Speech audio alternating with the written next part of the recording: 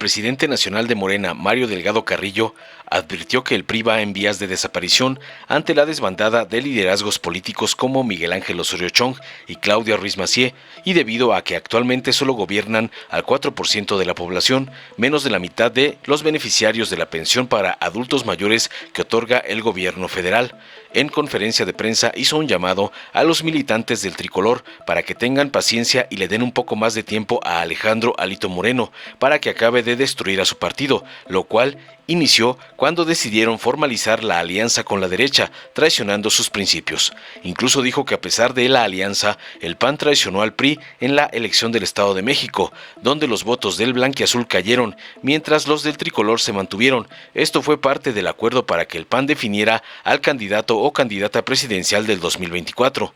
En otro orden de ideas, habló sobre la alianza opositora, que ya empezó con el registro de sus aspirantes a través de su proceso mal copiado del realizado por Morena. Además dijo, estos criticaron que el Movimiento de Regeneración estaba violando la ley y ahora se dan cuenta que este proceso es totalmente legal.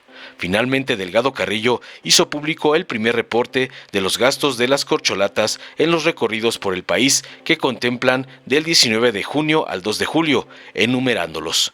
Marcelo Ebrard, 385,509.83 pesos. Adán Augusto López decidió no aceptar los recursos de Morena y hasta el 30 de junio había gastado 577,584.35 pesos y tendrá que justificarlos ante el INE con el origen de su financiamiento. Ricardo Monreal gastó 916,376.11 pesos del 9 al 2 y Claudia Sheinbaum ejerció 868,770.82 pesos. Todos han entregado facturas, boletos y documentos que avalan la legalidad y veracidad de lo reportado. Por su parte, Manuel Velasco y Gerardo Fernández deberán rendir cuentas ante sus partidos y pidió al PT que afloje el dinero de Noroña, como se comprometieron, ya que ayer habló con él y le dijo que estaba pasando aceite porque el Noroña Bus se le estaba atorando, porque el PT no le había dado los recursos. Veamos enseguida cómo Mario Delgado se mofa de la desbandada en el PRI, ya que muestra que está en vías de desaparición. Bueno, gracias por venir, buenas tardes. Tal como nos comprometimos, vamos a hacer público el reporte de gastos que han hecho los aspirantes en este proceso interno a coordinador o coordinadora de la defensa de la Cuarta Transformación. Ustedes saben que el partido decidió asignarle 5 millones de pesos a cada uno de ellos, sujetos a comprobación y limitado el destino de estos recursos exclusivamente a viáticos y logística de los eventos. E incluimos dentro de estas medidas de fiscalización las que tiene el propio Instituto Nacional Electoral. Nosotros queremos ir más allá de la fiscalización del INE, queremos darle absoluta transparencia. Afortunadamente hemos contado con la disposición muy buena de todos los aspirantes y hoy vamos a presentarles esos números que ellos nos han reportado y que finalmente se tendrán que entregar al INE. Entonces, en estricto orden alfabético, vamos a ir presentando los reportes de gasto que nos han hecho.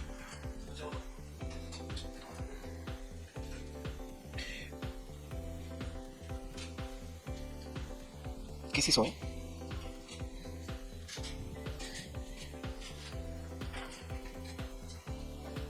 Ahí está ya. Bueno, del 19 de junio, que es cuando arranca la gira, los recorridos, al 2 de julio, o sea, al día de hoy, ¿qué es? 3, al día antier, al 2 de julio, domingo, Marcelo Ebrard nos reporta 252,747 pesos en logística.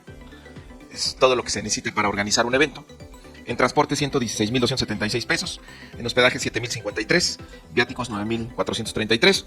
Un total de 385,509 pesos con 83 centavos. Detrás de esta información están comprobantes, están facturas, están boletos de avión, están facturas de renta de sillas, de audio, de templete, la impresión de una lona para el back de algún evento. Eso es lo que soporta esta información. Lo que nosotros les presentamos es estrictamente lo que ellos nos han comprobado. Si no hay ningún peso que no tenga un sustento, una comprobación. Seguimos con Adán Augusto López Hernández. Como ustedes saben, él decidió no aceptar los recursos de Morena. Entonces, es que ahí lo de Adán no lo tenemos al 2 de julio, lo tenemos al 30 de junio. Entonces, para ser precisos, lo están cambiando, pero aquí no tenemos la producción. No tenemos a Jesús Ramírez, entonces somos más lentos. A ver. Ahora ya nos falló aquí el... Ahí está. Bueno, de él tenemos el reporte de gastos, porque como ustedes saben, él no aceptó los recursos del partido. Entonces, el origen de cómo está financiando esto, pues él lo tendrá que reportar en la fiscalización del INE. Y él reporta en logística 420,666 pesos, transporte 123,875 pesos, hospedaje 24,202 pesos, viáticos 8,840, total 577,584 pesos. Ese es el reporte de Adán Augusto. Llamó la atención que no es al 2 de julio, es al 30 de junio. Por si luego hay discrepancia en las cifras, nada más estar atentos que es un periodo diferente. Seguimos con...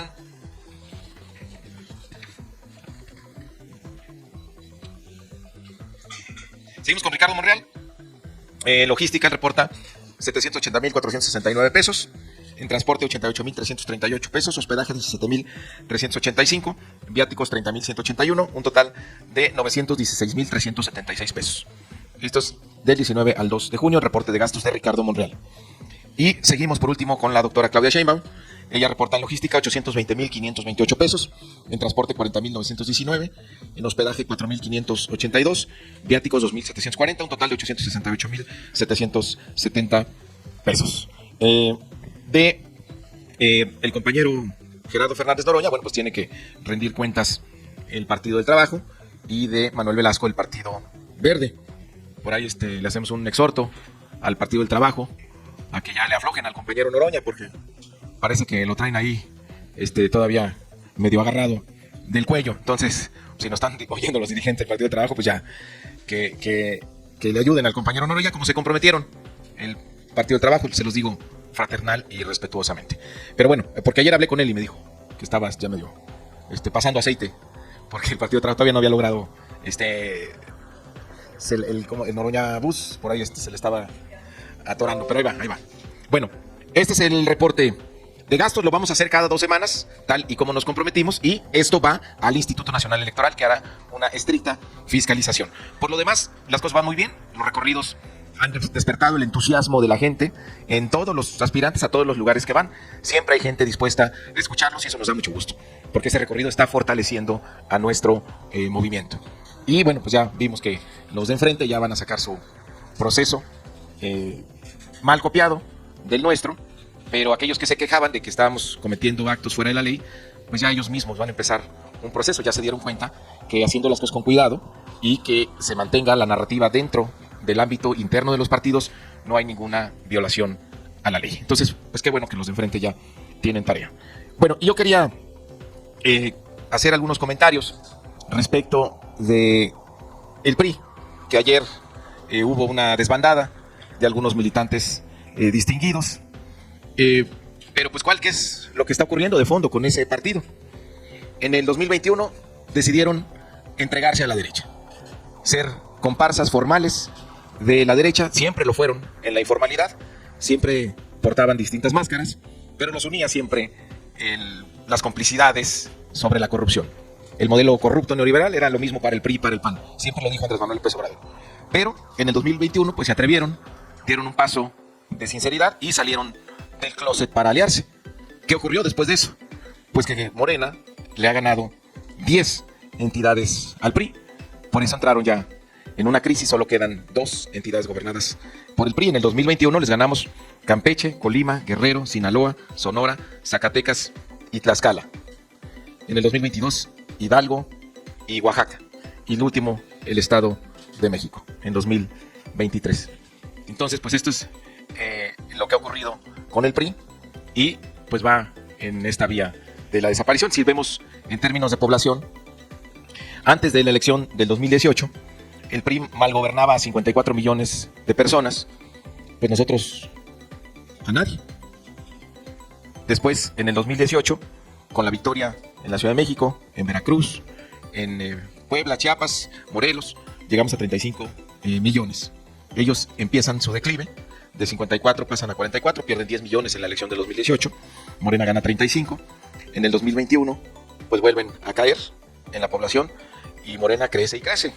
llegamos a 61 millones, a un 40% de la población. En el 2022, pues ellos siguieron cayendo, nosotros seguimos creciendo, llegamos ya a más de la mitad de la población del país, gobernada a nivel estatal por Morena, y en el 2023 pues ya les dimos la estocada, porque se quedaron con 4.9 millones de habitantes que gobiernan ahora, el 3%, y Morena el 71%. Algo está mal en estos datos, pero bueno, revísenlo. 71%. Entonces, de gobernar el 43%, ahora están en el 4%, un poquito menos, y nosotros del 0% estamos en 71.9%. Esta es la transformación que está viviendo nuestro país. Y este es el costo que pagó el PRI por aliarse con la derecha. Es decir, la alianza que tanto festejan, que tanto celebran, pues ha sido la debacle del PRI. Por eso yo creo que no deberían desesperarse los priistas, deberían darle un poco más de tiempo a Alito Moreno para que acabe de destruir al PRI. Entonces Alito ha contribuido mucho al crecimiento de nuestro movimiento. Por eso me parece injusto que lo maltraten como lo maltrataron el día de ayer. Pero este partido no ha entendido qué es lo que está pasando. Me parece que su grave error fue ser cómplice de la derecha. Y siguen ahí, siguen fomentando su alianza, están ellos muy contentos, sabiendo además que ya entregaron la candidatura presidencial al PAN, lo cual va a acabar de enterrar a lo que queda del prismo. Fíjense, están gobernando a 4.9 millones de personas, menos de la mitad de los adultos mayores pensionados que tenemos en el país. Es decir, el prismo ya es un grupo tan pequeño. Estas son las personas que gobiernan, no necesariamente son los priistas, pero los priistas ya son un grupo tan pequeño que prácticamente en lugar de ser un partido político, pues ya son un grupo vulnerable de la población. O sea, habría que pensar ya tal vez en algún programa social para los priistas de supervivencia, que sobreviven a la dirigencia de Alito Moreno. Pero esto es en el fondo lo que está ocurriendo con el PRI, un partido que es el heredero de los mejores valores de la Revolución Mexicana. Terminaron tirando por la borda toda esa historia para ser comparsas de la derecha más corrupta que hay en el país. Y esas son las consecuencias. No han entendido lo que ha pasado en nuestro país y por eso tienen los resultados que tienen. Entonces nosotros estamos muy contentos de que siga esta alianza, pues porque se siguen cayendo estos partidos. Fíjense que el PRI le ha entregado la candidatura presidencial al PAN y supuestamente el intercambio era por el Estado de México, que en el Estado de México fue una candidata priista. Pero si ustedes revisan los datos del Estado de México, el PAN traicionó al PRI, porque el PRI mantuvo su votación en la elección de junio pasado y quien se cae es el PAN. Es decir, el PAN traiciona al PRI en el Estado de México, lo cual pues facilita el triunfo de Morena, y el PRI además no solo es traicionado por el PAN en el Estado de México, sino que ahora entrega la candidatura presidencial al PAN. Pues cómo no, la base priista pues va a estar decepcionada y van a seguir cayendo. Ya es muy poco lo que queda de ese partido. Entonces pues bueno, pues hay que se sigan peleando entre ellos. Nosotros vamos a seguir creciendo. Estamos ya en un proceso de organización rumbo al 2024. Y por último, pues quisiera destacar el informe que dio nuestro presidente en el Zócalo el sábado pasado, porque en realidad parecía un informe de 2 sexenios, de la cantidad de logros que ha tenido el presidente. Y es muy importante recordar lo que se decía. Es decir, la derecha siempre se ha basado en mentiras, en engaños, en campañas negras. Acuérdense lo que decían en la campaña del 2018, que Andrés Manuel López Obrador representaba un peligro para la estabilidad financiera, para la economía nacional, que iba a haber fuga de capitales, iba a haber devaluación, iba a haber deuda, que se iban a ir a vivir a Estados Unidos las gentes más adineradas de nuestro país. Y ha ocurrido exactamente lo contrario. El presidente daba cuenta de los logros que ha tenido esta administración. Primero, que este trimestre estamos creciendo por encima de lo que crece nuestro socio comercial más importante, los Estados Unidos. Que se ha generado el empleo suficiente para haber recuperado lo que se perdió en la pandemia y mucho más. Casi 1,5 millones más de empleos de los que se tenían antes del inicio de la pandemia. Por eso México ocupa el 3er lugar mundial con la tasa de menor desempleo. Y todo esto provocado por una reorientación profunda del gasto público, que en lugar de que se lo llevara la élite corrupta, ahora se distribuye ese presupuesto en 2 tipos de inversiones. La inversión social, que es la inversión en los programas sociales, las pensiones para los adultos mayores, las becas para las niñas, los niños, los jóvenes, que son 12 millones, reportaba ya el presidente en el Zócalo, para toda la reconversión que se está haciendo del sistema de salud, los apoyos para las personas con discapacidad, que ya hay 19 estados donde este apoyo es universal, y la inversión en infraestructura, que cambió el concepto de inversión en infraestructura en nuestro país para darle una visión de desarrollo regional. El Tren Maya es un proyecto de desarrollo regional porque va a tener un impacto en todo el sureste. Es el tren más largo en construcción actualmente en el mundo. En la refinería Dos Bocas también es una inversión que tiene una visión de desarrollo regional porque impacta toda la zona, pero sobre todo va a garantizar que nunca más regresen los gasolinazos, porque el petróleo que tenemos se va a refinar en su totalidad para garantizar el autoabasto de gasolinas a nivel nacional. El corredor transísmico, me dio mucho gusto escuchar el sábado pasado que habrá 10 parques industriales alrededor de este corredor, lo cual va a permitir el desarrollo de toda esa zona que es la cintura de México, y se va a beneficiar de estos flujos globales de comercio entre Asia, Europa y la costa este de los Estados Unidos, lo cual es una gran noticia porque esos 3 proyectos van a cambiar para siempre el sureste mexicano, y todo esto se ha logrado sin endeudar al país. Daba el dato el presidente que recibió en 44.9% del PIB la deuda, y actualmente está en 45.4, una cosa así, menos de un punto del PIB ha crecido en poco más de 4 años. Hay que recordar que en el periodo de Enrique Peña Nieto se llegó a rebasar el 50% del PIB por el sobreendeudamiento al que sometieron a nuestro país los primeros 4 años, y al final, para cerrar bien su sexenio, lo que hizo el presidente Peña fue prácticamente cancelar la inversión pública para bajar el nivel de endeudamiento, pero esto provocó que la inversión pública alcanzara el dato más bajo desde la Segunda Guerra Mundial en nuestro país. Habían renunciado a que el gobierno hiciera inversión en infraestructura para incrementar la productividad de nuestro país. También mencionaba el presidente que no solo están bien los números grandes, la macroeconomía, también la microeconomía, el bolsillo de las familias está mejorando. Hay una recuperación del salario real en un 89%, cuando en el periodo neoliberal siempre iba cayendo el poder adquisitivo porque se mantenía el mito de que el salario no podía crecer más que la inflación. Y ahora ha crecido mucho más y hay una recuperación real. Esto, sumado a las remesas, que tendremos cifras récord en este año, superando los 60,000 millones de dólares, más las transferencias directas, léase pensiones, becas, apoyos, han dado vitalidad al mercado interno, y eso nos ha fortalecido a toda la economía en conjunto. También el control de la inflación, ya por tercera vez consecutiva, viene hacia la baja, se rebasó ya.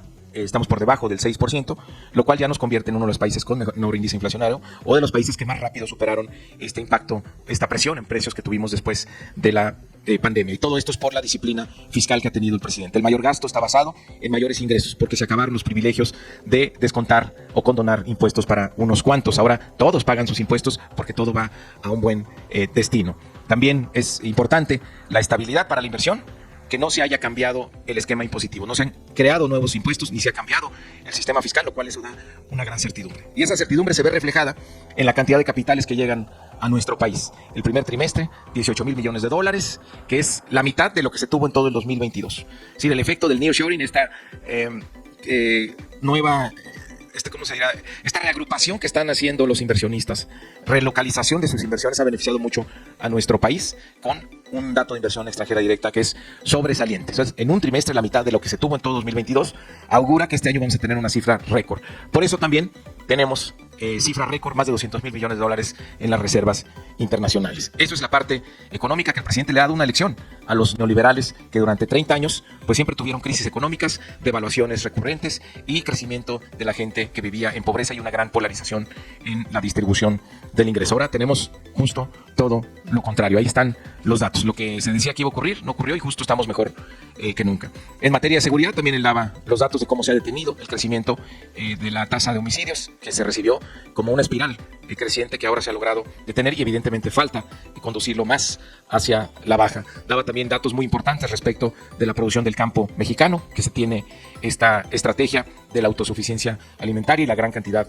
de apoyos que se han dado al campo mexicano. En fin, dio al presidente pues un resumen muy compacto de lo mucho que se ha logrado y de lo cual nos sentimos orgullosos, y eso es lo que el pueblo de México tiene como principal motivación para seguir apoyando a nuestro movimiento y para tener muy bien evaluado al presidente de la República, los resultados que se están teniendo en todos los ámbitos. Por eso la pasamos muy bien este sábado, por eso teníamos mucho que celebrar, que nuestro país va en la ruta de la transformación y estoy seguro que así seguiremos. Vamos a trabajar desde Morena para que estos cambios se logren trascender al 2024 y nos dure por muchos años esta transformación.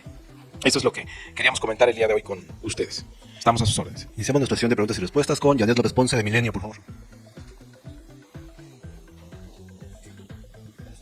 Buenas tardes, Mario. Yo quisiera preguntarte primero, en el tema de los gastos, ¿cuánto tiempo tiene Adán Augusto López para decir o transparentar de dónde ha obtenido este más de $500,000 para que ustedes puedan, a su vez, mandarlo al Instituto Nacional Electoral? No, eso sería dentro del proceso de fiscalización del INE.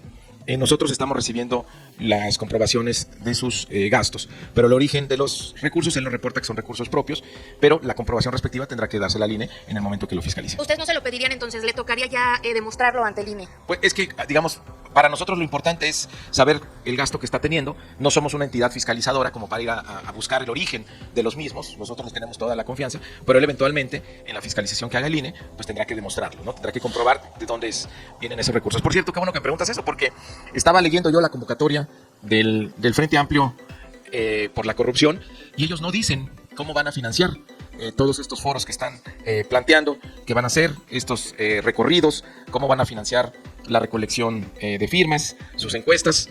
No han dicho nada y ellos fueron los primeros en estar preguntando cómo íbamos a financiar los recorridos. Nosotros lo estamos haciendo muy transparente, pues esperaríamos que también los del frente transparenten el origen y el gasto de los recursos.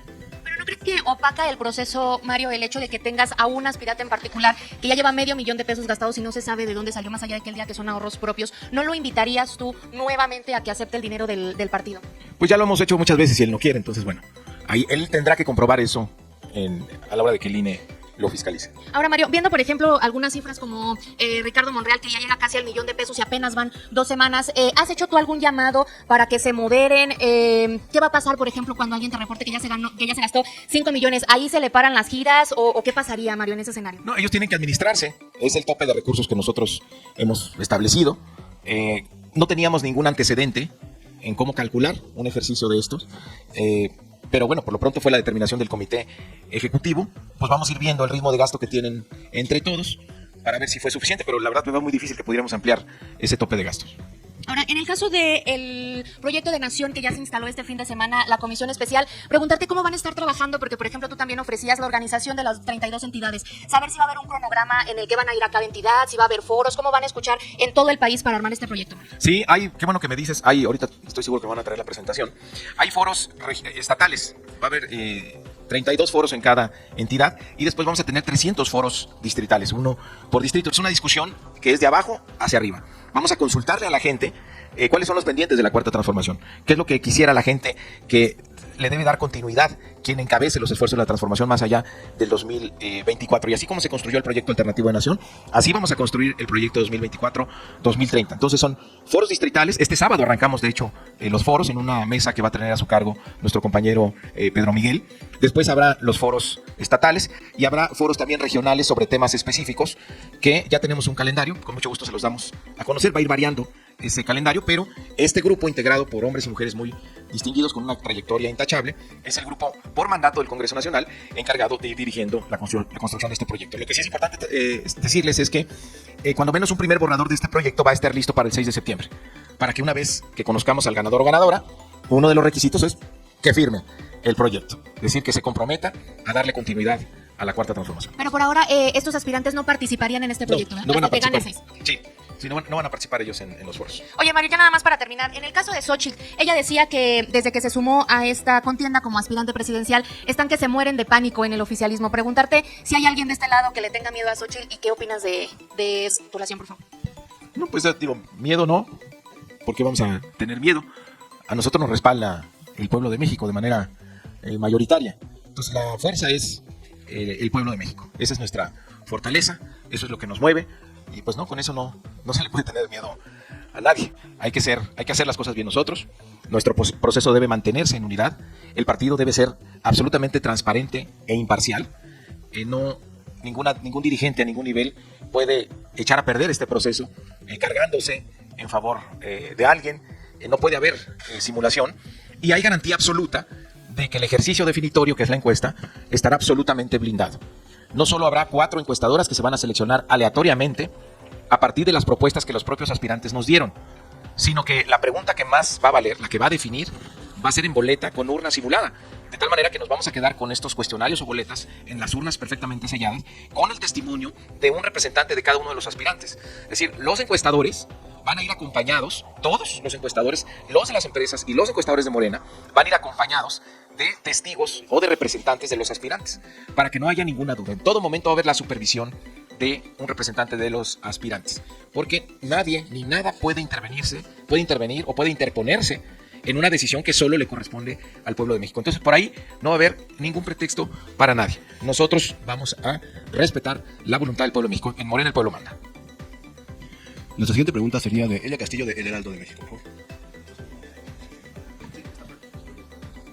Les quiero presentar el calendario de... Ah, ya está. A ver, lo que nos preguntaban de los foros. Este es un primer borrador. Va a tener muchos ajustes. Tuvimos una reunión este sábado antes del evento. Va a tener muchos cambios, sobre todo en quién van a estar participando en las distintas mesas. Adelante. Miren, son 16 foros temáticos en formato híbrido, es decir, presencial y por plataforma Zoom. Va a haber 300 mesas de consulta en los 300 distritos, en su cabecera distrital, y vamos a tener 10 mesas en el extranjero para los mexicanos en el exterior. Los que les comentaba, 32 foros estatales en formato presencial. Esos del 8 de julio, bueno, arrancamos, como les decía, este sábado, ya los foros, hasta el 27 de agosto. Después, al 27 de agosto tendremos un primer borrador y después seguirán los foros estatales. Vamos a recibir principalmente propuestas, es decir, no son foros donde vamos a llevar expertos a exponer. Eso no nos interesa. Nos interesa escuchar a la gente, que la gente haga propuestas, que el pueblo de México nos diga qué es lo que debe ocurrir. Y estos son los temas, insisto, son preliminares porque este sábado tuvimos una primera discusión y hay temas que tienen que incorporarse, que el propio grupo de expertos pidió hacerlo, pero son temas como seguridad, paz y justicia, combate a la corrupción, el papel de México en el mundo, en el área de defensa del estado de bienestar, economía con justicia social, soberanía energética, bienestar social, trabajo, ciencia, tecnología y humanismo, en defensa de nuestra tierra, el campo, medio ambiente, pueblos originarios, hacia un renacimiento de México, es uno de los bloques temáticos, salud y deporte para el buen vivir. Todo esto va a cambiar. Ya, por ejemplo, Hugo López-Gatell pidió un cambio en el enfoque que se le va a dar al tema de salud, educación para la transformación, la revolución de las mujeres, diversidad sexual y juventudes, arte y cultura. Este es un primer saque ya de los foros temáticos que vamos a tener. Y como les decía, bueno, ya este sábado 8 de julio a las 10 de la mañana vamos a arrancar. Pedro Miguel será el encargado de arrancar el primer foro a las 10 de la mañana. Después tendremos el mismo sábado a las 4 de la tarde y el domingo 9 a las 10 de la mañana. Este estará encabezado por Elvira Conchero, Rafael Barajas y Héctor Vasconcelos. Debemos tener ya, van a ser en las instalaciones del Instituto Nacional de Formación Política que tenemos en Iztacalco, que ahí tenemos foros bastante amplios para este tipo de actividades. Bueno, ese es el borrador ya de los foros, contestando sus preguntas. Presidente, yo quiero preguntarle justamente respecto a la fiscalización, ¿de qué manera se van a comprobar y a fiscalizar los gastos de los aspirantes que no están dentro de estos 5 millones de pesos? ¿Y quién está financiando pues el sueldo de su equipo de apoyo, ellos, o de dónde está saliendo ese dinero? Porque nos comenta que será el INE quien lo fiscalice, sin embargo el INE pues ha señalado que a los aspirantes no les va a preguntar ni a fiscalizar nada, todo será a través del partido, o en su caso a través o mediante qué figura se les van a pedir rendición de cuentas o fiscalización. Casi la mayor parte de estas actividades son voluntarias. ¿No? Por ejemplo, si hay alguien acompañando a Marcelo Ebrard, a Claudia Sheinbaum, muchos de ellos son voluntarios, no son diputados o son activistas, pero no que los esté financiando el partido. Nosotros financiamos las actividades del aspirante. O sea, los comprobantes son del aspirante, de sus viáticos, de su hospedaje, de su transporte, de su comida y de la logística de algunos de sus eventos. Pero no quiere decir que estemos nosotros financiando todo. Lo que a ellos les cuesta directamente está financiado por el partido. Y lo que no, los recursos que están recibiendo por fuera como apoyos o demás, ¿de qué manera se van Hay a gente que llega pues con camisetas, con lonas, con cartulinas, con agua, pero eso no es algo que le esté costando al partido. Son cosas que la gente lleva.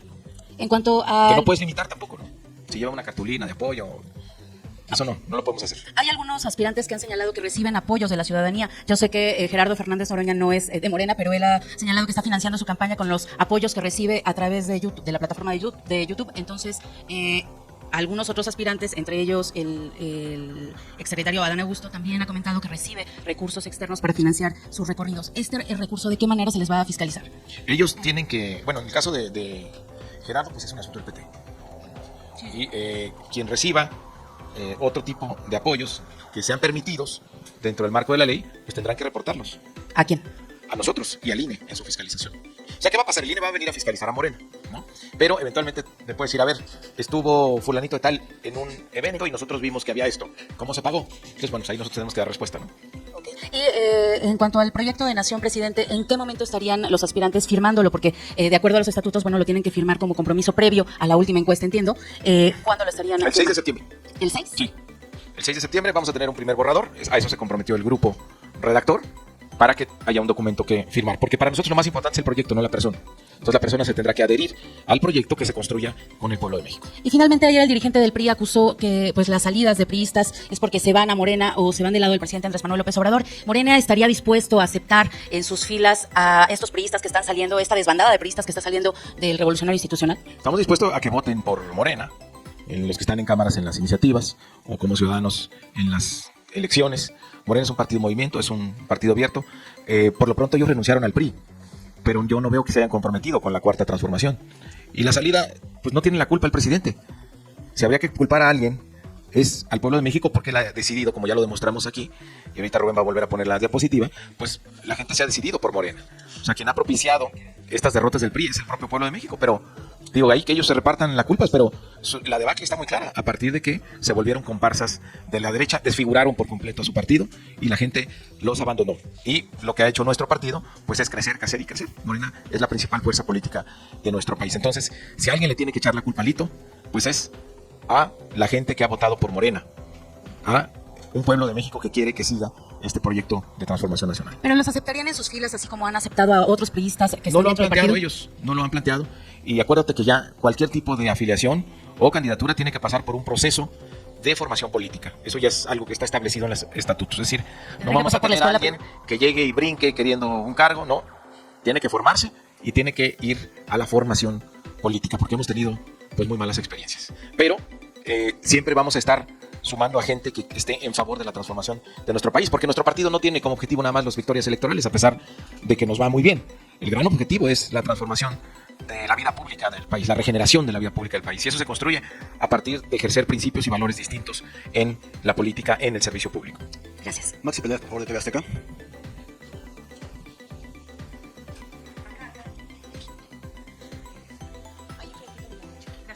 Hola Mario, buenas. A ver, yo tengo muchas dudas. A mí me gustaría que me comentaras cómo el INE va a fiscalizar lo que ha gastado Adán Augusto cuando son recursos propios. ¿No se supone que el INE solo fiscaliza los recursos públicos que se destinan a los partidos? Y bueno, me gustaría esa primero. Sí, bueno, tiene que, y otra vez se me fue el abogado, tienen mucho trabajo por ahí que hacer, pero lo que hacen es, si son recursos, si son donativos que quiere ingresar como aportaciones, hay una regla para ello. Si los militantes, los simpatizantes pueden hacer aportaciones al partido. Hasta el momento, Adán no los ha registrado como aportaciones al partido. Ahí es donde entraría la fiscalización del INE. Pero, como hay actividades ordinarias de Morena, organizadas por Adán, el INE nos va a caer. O sea, no hay manera que le demos la vuelta, ¿no? Es decir, tú, por ejemplo, si vas y organizas mañana un evento a nombre de Morena, pues te va a caer el INE y va a decir, a ver, ¿de dónde organizó ese evento? Entonces, ahí nosotros tenemos los comprobantes de gasto. Por eso yo decía que el origen de los recursos se tendrán que comprobar al momento que llegue el INE a fiscalizar. ¿Sí? Okay. Pero entonces, o sea, no es saltarse una regla electoral aquí. No, ¿O de ninguna. fiscalización? La fiscalización te cae tarde o temprano, ¿no? Entonces, no porque él te esté financiando con sus propios recursos o porque haya aportaciones, no tengamos que rendir cuentas. Vamos a tener que rendir cuentas. Ahora, si él lo va a registrar como aportaciones al partido, tendrá que seguir la reglamentación para ello y los topes que están establecidos para ellos también. Bueno, la otra pregunta que tengo es respecto al que comentabas de los que renunciaron como los senadores. ¿Morena estaría dispuesta a hacerle un invitación formal? Tú dices que no vengan por cargos, tienen que pasar primero por la escuela de Morena para concientizarse. Morena los invitaría porque, digo, al final de cuentas son votos que Morena está necesitando en el Senado también. Y si tienes información de que se pueda producir otra desbandada en el PRI. No, mira, no lo sé. Si va a haber otras bandas, es un asunto de ellos. Nosotros no nos metemos en los asuntos de los otros partidos. Sí, los invitaríamos a que voten las reformas del presidente. Por supuesto, porque si están rompiendo con un partido, con su partido, porque se volvieron comparsas de la derecha, pues quiere decir que no coinciden con la propuesta de la derecha. Entonces la única alternativa diferente pues es es la de Morena. Entonces sí los invitaríamos a que voten por las iniciativas de Morena. Pues eso ¿Sería una es prueba algo de que... fuego? ¿Perdón? ¿Sería una prueba de fuego? No, sería una prueba, ellos se llaman congruencia por México, sería una prueba de congruencia de ellos hacia nuestro país, porque todas las reformas que propone el presidente son buenas para México, a diferencia de las que tenían ellos, pues que eran para saquear el patrimonio de la nación o para socavar los derechos sociales de los mexicanos. Entonces, hoy estamos en una etapa diferente donde desde las cámaras se legisla en favor de la gente. Entonces, en un acto de congruencia por México, pues apoyar las propuestas del presidente les daría a ellos pues la legitimidad o la disposición que perdieron de la gente por haberse aliado y entregado a la derecha. Y una última pregunta que tengo y viene relacionada con lo que te preguntaban hace rato de Xóchitl. ¿Morena le tiene miedo a Xóchitl? No le tenemos miedo a nadie. Nosotros tenemos el apoyo del pueblo. Y el apoyo del pueblo es porque está decidido a que esta transformación siga adelante. Entonces, no hay nada que temer mientras nosotros sigamos dándole su lugar al pueblo de México y sigamos cumpliendo los principios de no mentir, no robar y no traicionar al pueblo. No, qué bueno que se organicen, nosotros estamos preparados para cualquier candidato o candidata. Sabemos qué representa, no importa el nombre. El tema es lo que está detrás, lo que representa, que es la añoranza por los privilegios, el deseo que tienen de que regrese la corrupción, el clasismo que los une, el desprecio al pueblo de México que le tienen por su racismo y ese México que añoran, donde unos cuantos hacían lo que querían, donde tenían a un gobierno que era empleado de una oligarquía y que no estaba al servicio de las mayorías. Eso es lo que ella representa, eso es lo que va a salir a defender, ella o cualquier otro nombre que le pongas. Pero la gente tiene muy claro que hay dos opciones. En el 2024 va a haber dos caminos. O sigue la transformación o regresa la corrupción. Yo estoy seguro que la gente va a decidir porque nuestro país sigue el camino de la transformación. Y nuestra última pregunta, Diego Camacho de Canal 14, por favor. Mario, preguntarte precisamente de Xóchitl, ¿qué opinión te merece que el bloque opositor pues quiera ahora vender esta historia, ¿no? De que ellos son pueblo y que son cercanos a la gente cuando durante años todo lo contrario? Pues está bien que lo intenten. O sea, es que en su lógica ellos pueden engañar, pueden hacer campañas negras. Ellos piensan que el pueblo es tonto, que le pueden vender cualquier historia. Y justamente por eso les va tan mal. Porque no se dan cuenta que hay un pueblo insurrecto que ya despertó desde el 2018 y que nunca más se va a dejar engañar por una derecha que quiere regresar para continuar con el saqueo. ¿Y merece alguna opinión el movimiento de ultraderecha Salvar a México, que ha abanderado a Eduardo Verástegui y ahora invitó a Lili Telles a sus filas? No los conozco, no sé quiénes son. Es un movimiento de ultraderecha relacionado con lo que hubo una reunión recientemente de ultraderecha aquí en México. Dicen que están apoyados por Trump y por los republicanos. ¿Crees que Pues ellos puedan no sé sumarse a la quiénes son, movida? pues seguramente ellos le harán su luchita, pero pues, son clasistas, son racistas. No les gusta el pueblo de México, entonces no les gusta lo que está pasando, porque hay un empoderamiento de la gente. Y saben que mientras más conciencia se despierten, menos oportunidad tienen de regresar al México corrupto. Hay unos líderes de la oposición que dicen que el presidente López Obrador está encabezando y dirigiendo el proceso de designación. ¿Usted coincide con su opinión? Y bueno, que no se decide desde partidos, sino No, desde Palacio. él la verdad lo que hizo fue, él destapó a los 43 aspirantes de los conservadores. Eso le provocó dificultades porque algunos se quejaron de por qué no los había destapado a ellos. Pero él dio una lista muy amplia, o sea, él no fue excluyente. Él los incluyó, 43 o 47, no recuerdo bien el dato. Entonces, bueno, pues no, nadie podría quejarse, pero él simplemente lo sugirió.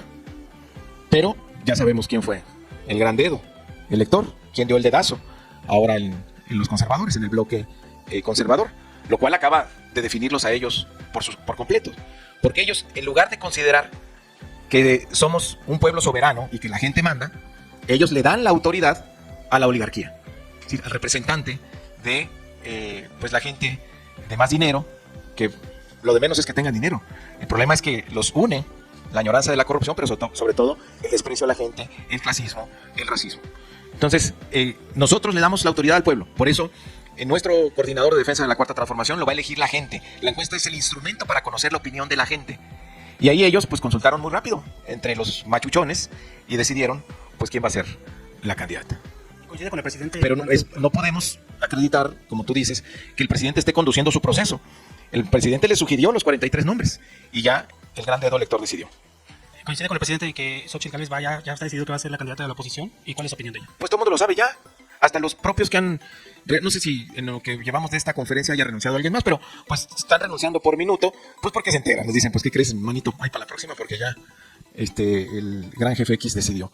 Entonces, pues ellos mismos están diciendo, no sé lo que digamos nosotros, ellos mismos están diciendo que es una simulación. Bueno, muchas gracias. dale en me gusta, suscríbete, activa la campanita y compártelo para que más gente lo vea.